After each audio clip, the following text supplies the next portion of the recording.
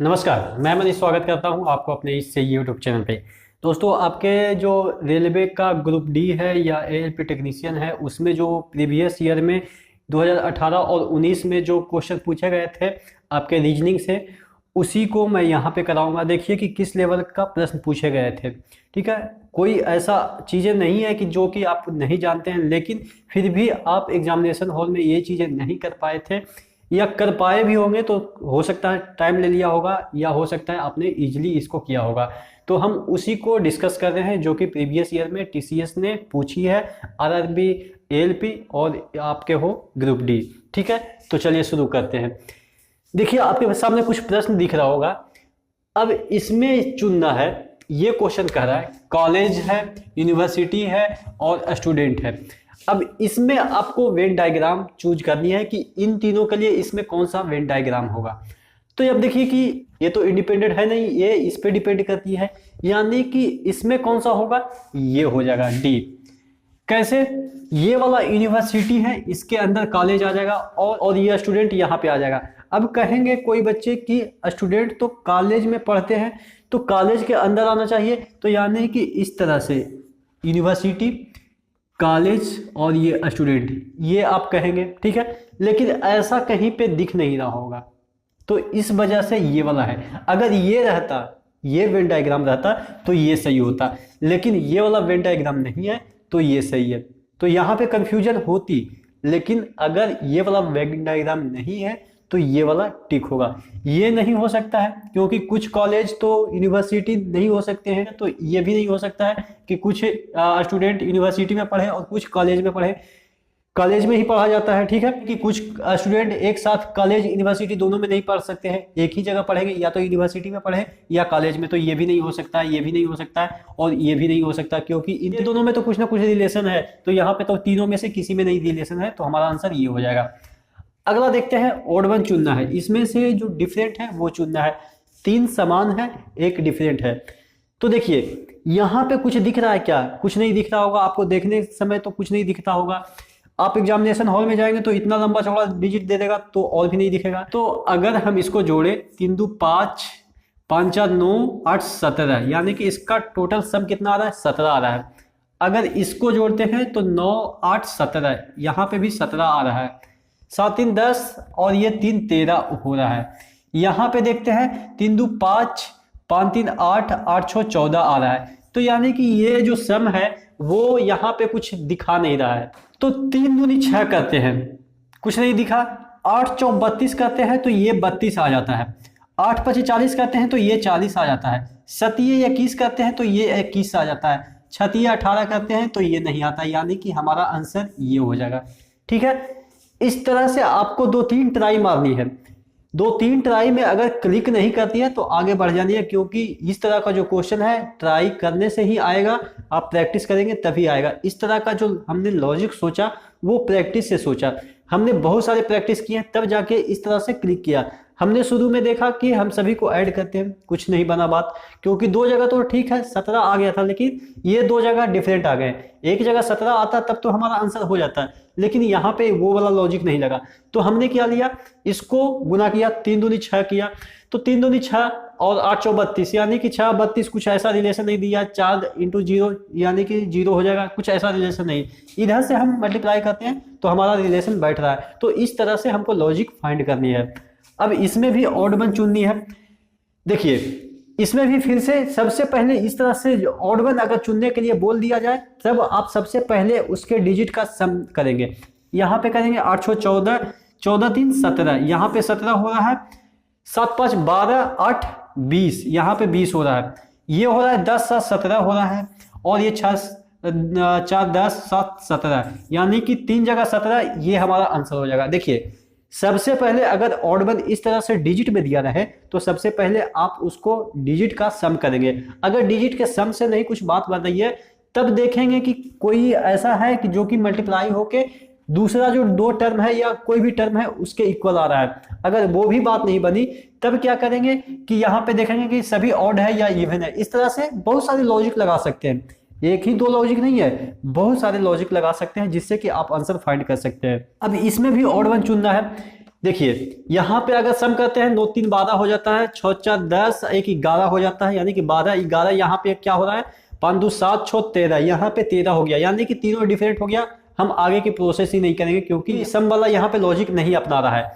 तो अब क्या करेंगे, 9 इंटू 0 क्या हो जाएगा, 0 हो जाएगा, जो कि यहाँ पे 0 नहीं है। तो क्या करेंगे, इधर से अब मल्टीप्लाई करके देखते हैं, 3 इंटू 0, ये भी नहीं हो रहा है। तो अब क्या देखते हैं, देखिए यहाँ पे 3 का स्क्वायर करेंगे तो ये 09 दे देगा, यहाँ पे 4 का स्क्वायर करेंगे तो 16 दे देगा, यहाँ पे 5 का स्क्वायर करेंगे तो यहाँ पे 25 होना चाहिए लेकिन 26 है, यहाँ पे 2 का स्क्वायर करेंगे तो 04 हो जाएगा, यानी कि हमारा आंसर ये हो जाएगा। यहाँ पे 25 होना चाहिए लेकिन 26 है, तो यहाँ पे ऑड वन कौन हो गया, ये वाला हो गया। ठीक है, अगला क्वेश्चन देखते हैं। यहाँ पे जैसे यहाँ पे 4:32 है, उसी तरीके से यहाँ पे क्या होनी चाहिए, 8 चौक 32, यानी कि 8 सते 56 होनी चाहिए। ये 8 मल्टीप्लाई होके 8 सते 56, यानी कि 56 होनी चाहिए, लेकिन ऑप्शन में कहीं 56 नहीं दिख रहा है। ठीक है, जब ऑप्शन में नहीं 56 दिख रहा है तो हम क्या करेंगे, अगर हम इसका स्क्वायर करते हैं तो क्या होता है, 16 होता है। 16 का ये डबल है, तो क्या ऐसा यहाँ पे हो सकता है क्या, इसका स्क्वायर करें 49 को अगर 2 से मल्टीप्लाई करें तो ये 98 दे देगा, तो 98 कहीं पे है, यहाँ पे है। तो इस तरह से ये लॉजिक सेटिस्फाई कर रहा है कि इसका स्क्वायर कर दें और उसमें 2 से मल्टीप्लाई कर दें तो ये अंक देता है, तो इसका भी हम स्क्वायर करते हैं और उसमें 2 से मल्टीप्लाई करते हैं तो ये 98 आ जाता है। हमने देखा कि यहाँ पे 8 से मल्टीप्लाई करते हैं, यहाँ पे 8 से मल्टीप्लाई करते हैं तो कोई ऑप्शन ही नहीं मिला, तो ये लॉजिक तो हमारा खत्म हो गया। तो इसका स्क्वायर करके अगर हम 2 से मल्टीप्लाई करते हैं तो हमारा आंसर यहाँ पे 98 आ जाता है। अब इसमें जो अगला सीरीज होगा, CD है, GHI है, MNOP है, तो अगला क्या होगा, देखिए इस तरह का प्रश्न है, इसको कैसे करेंगे। CD का जो प्लेस वैल्यू है वो क्या है, CD। C क्या होता है 3 और D होता है 4, और GHI, G होता है GHI, G का प्लेस वैल्यू 7, H का 8 और I का 9। ये चीजें हमें याद है, आपको भी याद होगी, मुझे ऐसा एक्सपेक्टेशन है आपसे कि ये चीजें आपको याद होगी। आपने कई बार रीजनिंग बनाई होगी तो ये चीजें तो आपके रटी हुई होगी। कैसे ये चीजें ट्रिक के माध्यम से मैंने भी समझाया था कि कैसे आपको याद करनी है। MNOP इसका प्लेस वैल्यू 13 14 15 16। ठीक है, अब देखिए अगला क्या होनी चाहिए, इस डिजिट से आपको पता करनी है कि अगला डिजिट क्या हो सकती है। जब डिजिट पता हो जाएगी तो हम उसके अल्फाबेट का जो प्लेस है वो पता कर लेंगे। यहाँ पे 3 और यहाँ पे 4 है, एक साथ है, ये सभी एक साथ है। यहाँ पे +3 हो जाता है, यहाँ पे +4 हो जाता है, यानी कि इसके बाद जो आएगा वो +5 हो जाएगा। ठीक है, +5, यानी कि यहाँ पे +5, अगर 16 में +5 करेंगे तो 21 हो जाएगा। और 21 का अल्फाबेट क्या वैल्यू क्या होता है, U होता है। U यानी कि यहाँ U से स्टार्ट हो जाएगा। U कहाँ पे है, यहाँ पे है, UVWXY, ये हमारा आंसर हो जाएगा। ठीक है, तो इस तरह से हमको ये चीजें फाइंड करनी है। अब इन क्वेश्चन को देखते हैं, ये आपको स्टार जैसा दिख रहा होगा, इसमें पूछा गया है कि यहाँ पे क्या होगा। ठीक है, तो देखिए इस तरह का क्वेश्चन जब भी रहे तो इसमें क्या फंडा होता है, या तो एक पर्टिकुलर डिफरेंस से चलता रहता है, या बीच में कोई ऐसा देखिए बड़ा डिजिट दिख रहा है, तो बड़ा डिजिट तभी आएगा जब हम कुछ जोड़ेंगे या मल्टीप्लाई करेंगे, लेकिन इतना भी बड़ा नहीं दिख रहा है जितना कि हम मल्टीप्लाई करने के बाद लाते हैं, तो यानी कि समथिंग यहाँ पे ऐड हो रहा होगा। तो अगर इन सभी को हम ऐड करते हैं तो देखते हैं क्या ये एडिशन का जो पूरा रिजल्ट है वो आता है क्या। तो 9 11 20 हो गया, 20 20 40 3 43 6 49, यानी कि यहाँ पे एडिशन वाला चीजें यहाँ पे अप्लाई हो रही है। यहाँ पे भी देख लेते हैं, अगर वही वाला चीज यहाँ पे अप्लाई होती है तो ऑब्वियस है इसमें भी वही वाला फंडा अप्लाई होगा। तो इसको अगर हम ऐड करते हैं, 7 + 12 क्या हो गया 19, 19 + 8 क्या हो गया 27, 27 + 13 40, यानी कि यहाँ पे भी हम क्या करेंगे, इन सभी का ऐड करेंगे। तो ऐड करेंगे तो 6 दूनी 12, यानी कि यहाँ पे क्या हो गया 42 हो गया। इन दोनों को ऐड करने के बाद 42 10 कितना हो गया 52 हो गया, -1 51 हो गया, 51 8 कितना हो जाएगा 59, तो आंसर हमारा 59 हो जाएगा। ठीक है, समझ में आई। इस तरह से जब भी आपको बीच वाला जो डिजिट होगा वो थोड़ा बड़ा होगा, थोड़ा बड़ा, अगर ज्यादा बड़ा होगा तो हो सकता है चारों में मल्टीप्लिकेशन हो रहा होगा। इस तरह से हमें सोचना है, ठीक है। अगला क्वेश्चन देखते हैं। ये बॉक्स है, यहाँ पे आपका वैल्यू नहीं पता है, इसको पता करनी है। अब देखिए कि इधर भी जा सकते हैं, इधर भी जा सकते हैं। डायगोनली इस तरह का जो क्वेश्चन होता है उसमें नहीं आता है कोई भी वैल्यू। यहाँ हम जाएं, इधर जाएं या इधर जाएं, यानी कि रो जाएं या कॉलम जाएं, ठीक है। तो अगर इन दोनों को जोड़ते हैं तो यहाँ से कोई ऐसा क्लू ही नहीं मिल रहा है। इन दोनों को जोड़ते हैं तो क्या हो जाएगा, ये 32 हो जाएगा। 32 - 2 करते हैं तो ठीक है, 32 - 2 यानी कि इन दोनों का जोड़ के घटाना है, क्या 2 घटाना है। इन दोनों को जोड़ दिए, 8 3 क्या हो गया, 8 3 11 - 2 करेंगे तो क्या हो जाएगा 9, जो कि नहीं है। तो यानी कि ये वाला जो हमने फंडा अपनाया था वो गलत हो गया। अब ऊपर से नीचे जाते हैं, देखते हैं कि यहाँ पे देखिए ये दोनों से काफी बड़ा डिजिट है, तो इन दोनों को मल्टीप्लाई करते हैं तो निकट जा सकते हैं। 20 दिए क्या हो जाता है, 60 हो जाता है। 60 + 20 करेंगे तो 80 आ सकता है। इधर भी देखते हैं, इधर 12 8 96, 96 + 20 116 आ रहा है, यानी कि फंडा वही हो रहा है कि 30 × 4 क्या करेंगे, 4 तिये 120, यानी कि 120 + 20 कितना हो जाएगा, 140। तो हमारा आंसर ये हो जाएगा, ठीक है। इस तरह से हर एक आपको लॉजिक लगानी है।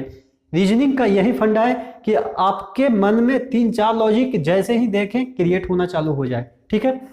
अगला देखते हैं, 2 3 4 9 इस तरह का सीरीज चल रहा है। अगला जो है डिजिट वो पूछ रहा है, तो देखिए यहां पे अगर डिफरेंस देखते हैं तो 1 हो रहा है, यहां पे डिफरेंस 1, यहां पे डिफरेंस 5, यहां पे डिफरेंस कितना हो रहा है 7, यहां पे डिफरेंस कितना हो रहा है, ये हो रहा है 13, यहां पे डिफरेंस कितना हो रहा है, ये 30 24 और एक 25 हो रहा है।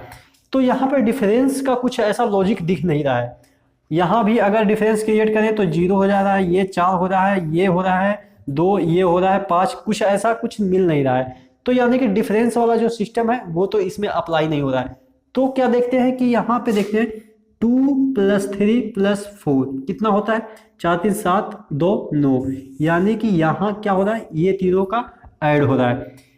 इन तीनों को अगर ऐड करें तो ये मिल रहा है 9 4 13 3 16, यानी कि प्रीवियस 3 जो अंक है उसके एडिशन अगला हो रहा है। तो इसके प्रीवियस 3 तो कोई है ही नहीं, इसके तो प्रीवियस 2 ही है।